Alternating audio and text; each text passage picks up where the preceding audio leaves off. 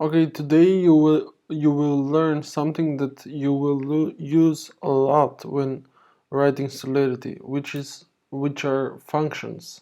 A function, if you didn't know, is just a group of reusable code that can be called anywhere in your code, in your contract, or it can be called or interacted with outside the smart contracts, like we are doing when we are deploying the smart contracts. So why do we need functions in our code?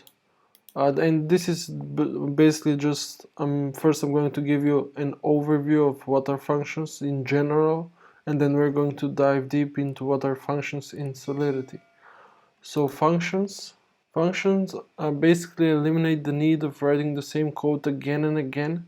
You just put your code inside of your functions, in here inside these curly brackets, and don't worry about the syntax, you'll learn that later. So you put your code here and you can call this function, and basically this code will be executed as much as you like and whenever you like. So for anything to happen inside the smart contract, a function basically needs to be called.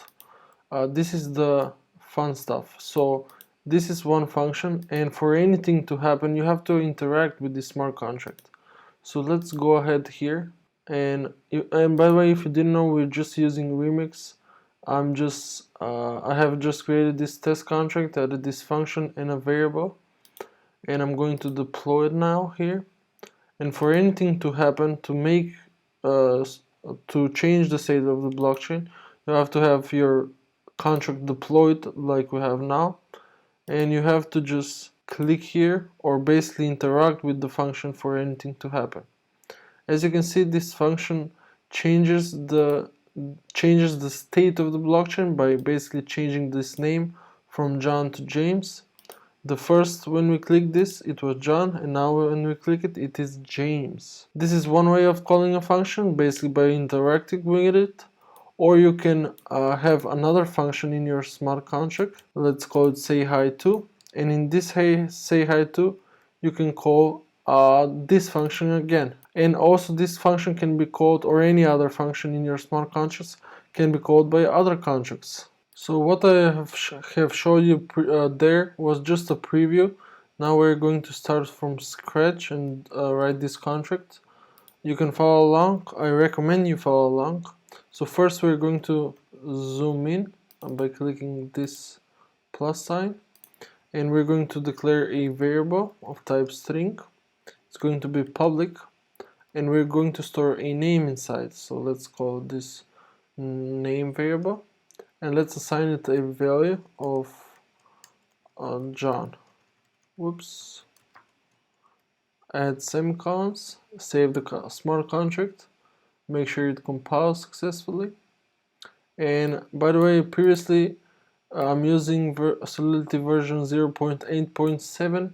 You may have to go up here in your contracts and change this compiler version to be matching your contract version here. And let's create a function that will change the state of the blockchain, but basically change the name of change the value of this name state variable.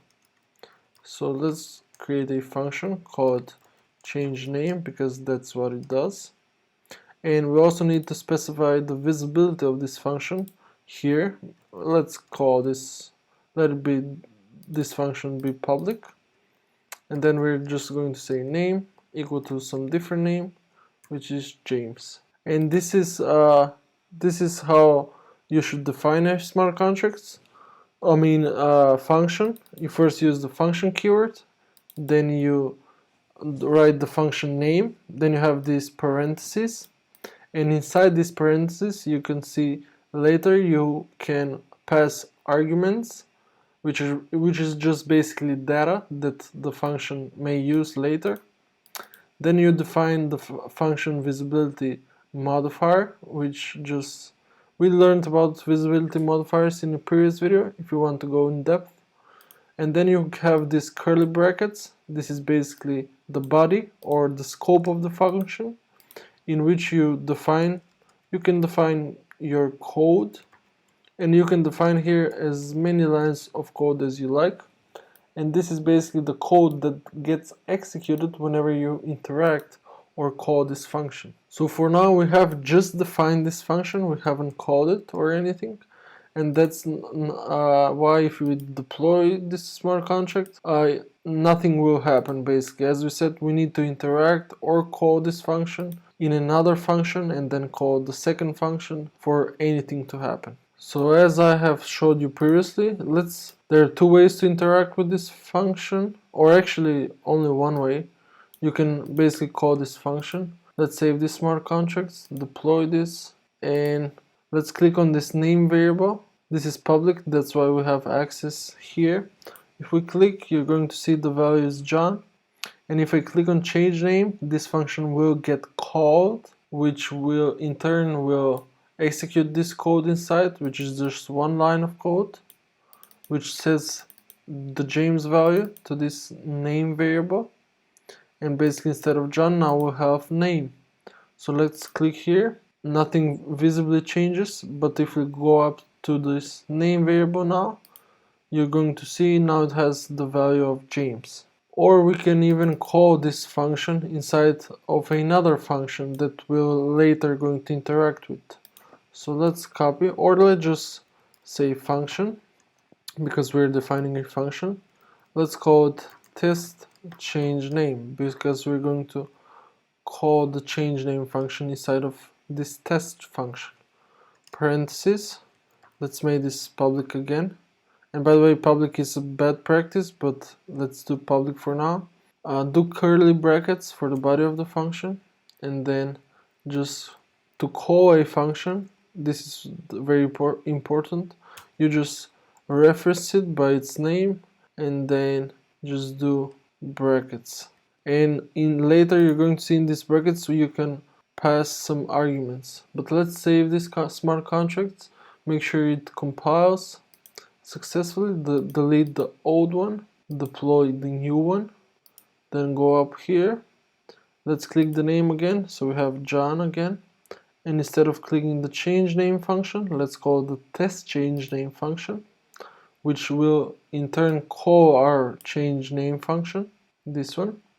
Let's check the name now, and as you can see, it changes to James. I didn't mention this previously, which is very important, but whenever you're changing the state of the blockchain with a function, basically you're making a transaction, which costs gas, and you'll see why this is very important later. So I'm going to delete this, and we will learn what a return statement is.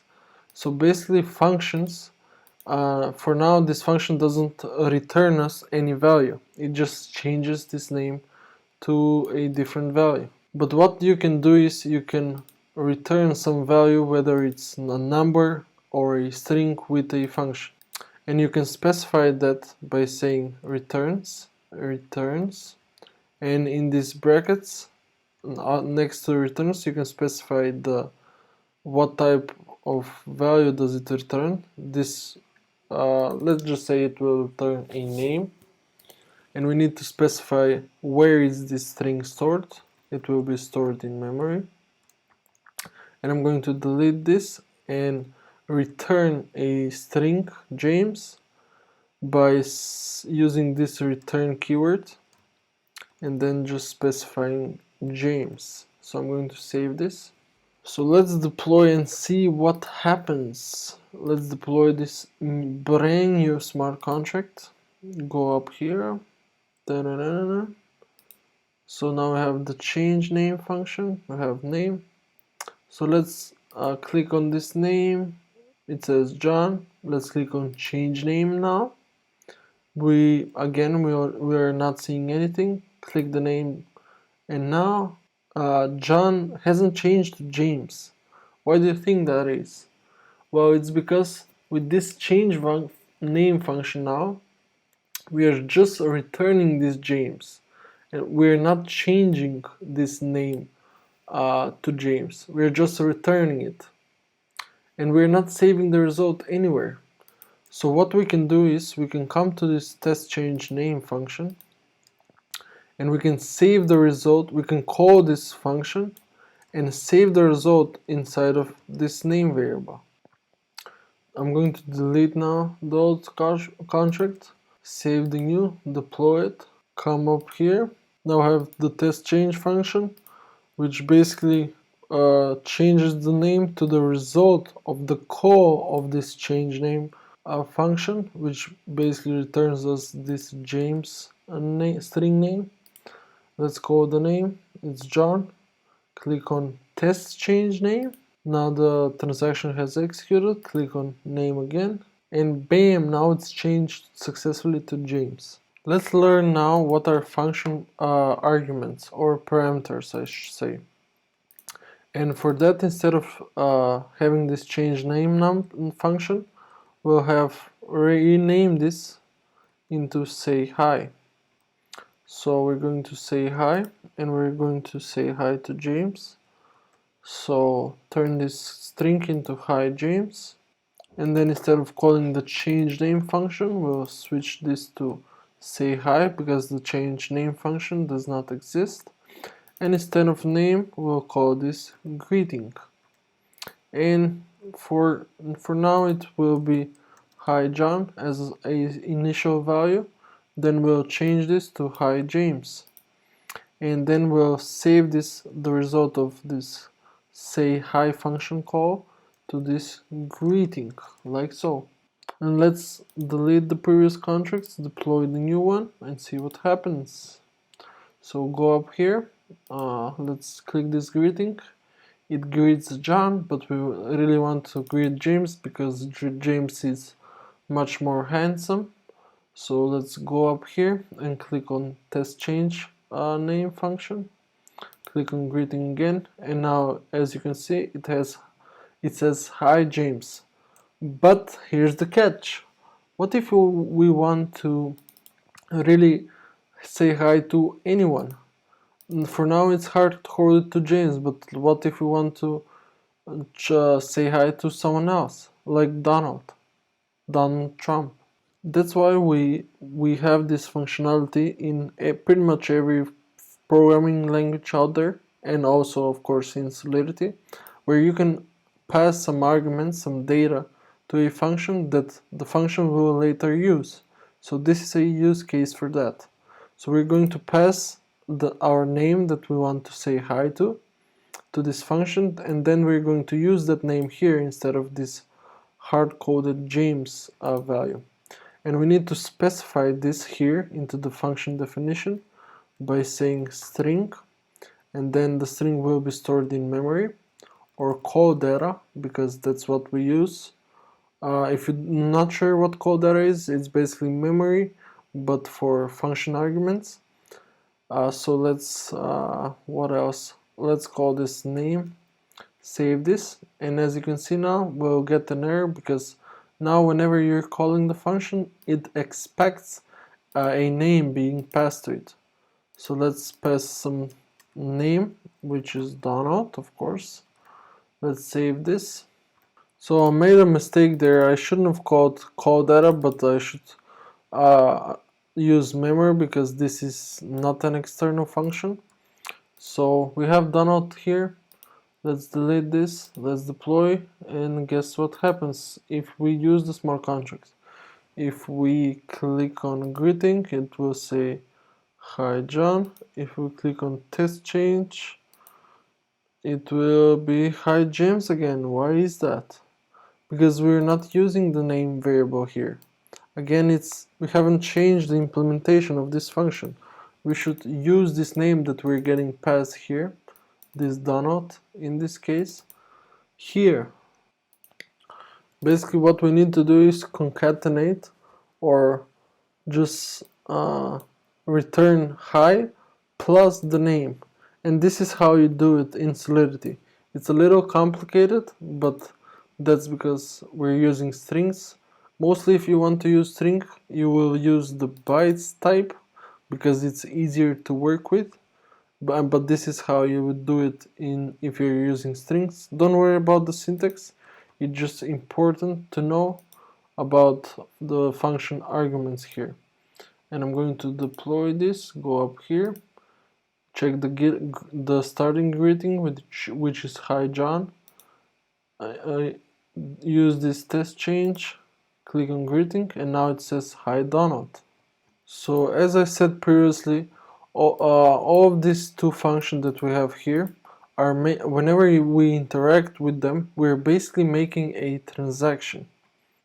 And we're making a transaction because we're changing the state of the blockchain, which is basically we're changing this greeting to something else. But here we're not really changing the state of the blockchain. And you can see this warning here that that basically suggests to us that we use pure. And this is what I'm trying to get to. In Solidity you have pure, what are called pure and view functions. And these functions, both pure and view, do not make transaction, because in this function, let's say, and in many other cases, you will just uh, do some calculations here, like 2 plus 2, I don't know what else, and you're not basically changing the state of the blockchain. And that's why we need to specify that this, to save some gas and to gas optimize this smart contract, you need to specify that this function is pure. And if I save this, you can see it compiles without warning, or I can use this view function. And what are the differences now between view and pure? Why do we have two of those? Well, functions that are declared as view, basically these functions promise to not modify the state of the blockchain. And with pure, these functions that are declared with pure, they promise not to read or modify the state of the blockchain. So in a way they're even more restrictive, because they both they promise to not read or modify the state of the blockchain. So you cannot even read, but with view function you can read something of the blockchain, like we're doing here. You can read the name which is stored on the blockchain here, or actually this is not stored, but we can on the blockchain because it's a parameter, but you can read the greeting here with a view function, but I think with a pure function you cannot. As you can see, if we read this greeting, we cannot read it because it's a pure function, but if you change this to view, no problem.